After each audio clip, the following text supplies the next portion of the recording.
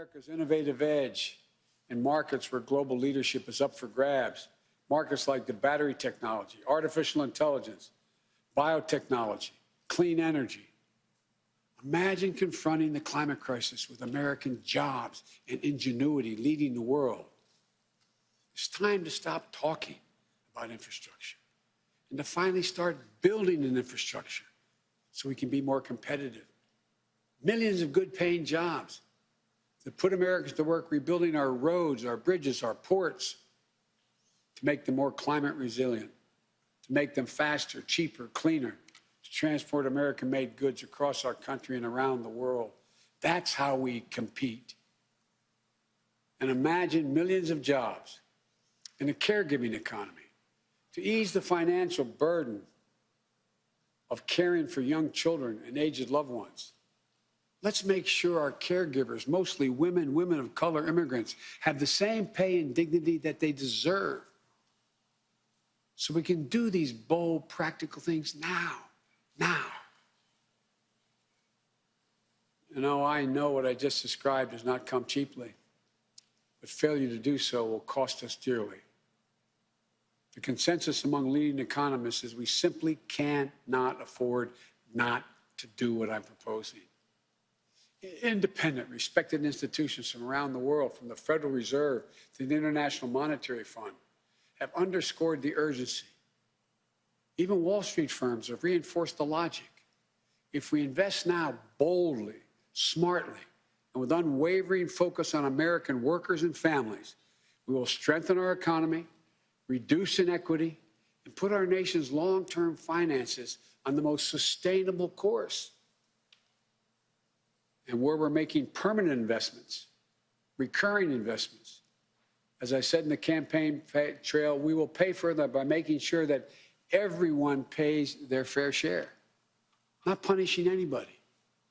We can do it without punishing a single person by closing tax loopholes for companies that ship jobs overseas, or to allow American companies, 90 of them in the top Fortune 500, to pay zero in federal income taxes, asking everyone to pay their fair share at the top so we can make permanent investments to rescue and rebuild America.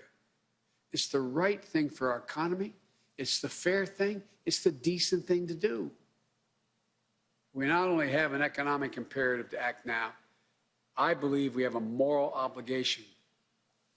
In this pandemic, in America, we cannot let people go hungry. We cannot let people get evicted. We cannot watch nurses, educators, and others lose their jobs. We so badly need them. We must act now and act decisively. My fellow Americans, the decisions we make in the next few weeks and months are going to determine whether we thrive in a way that benefits all Americans, or that we stay stuck in a place where those at the top do great, while economic growth for most everyone else is just a spectator sport, and where American prospects dim, not brighten. These investments will determine whether we reassert American leadership and outcompete our competitors in a global economy. We're better equipped to do this than any nation in the world. Or that we watch them catch up and pass us by. Together, I know which path we'll choose.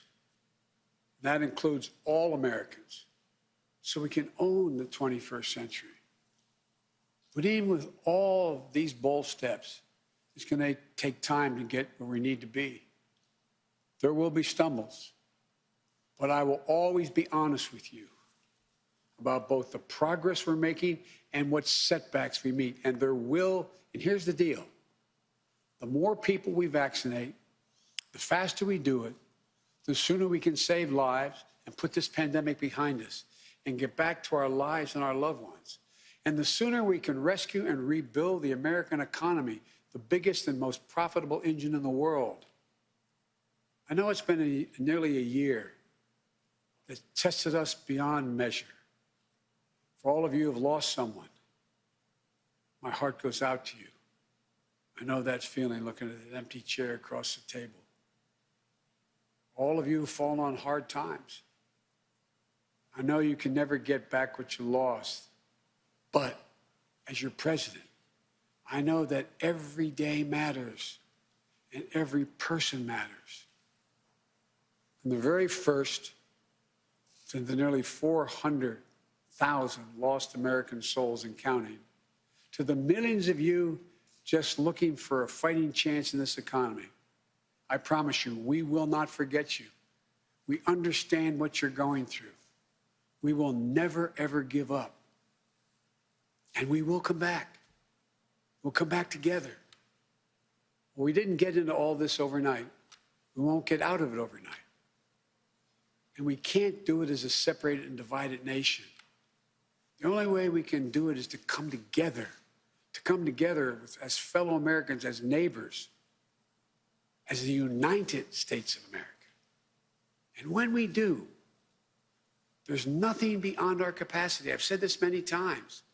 When America acts as one, there's never been a single thing we've been unable to do, no matter how consequential the issue has been.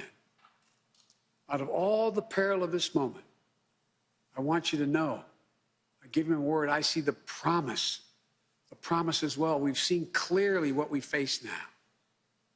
And I remain so optimistic about America.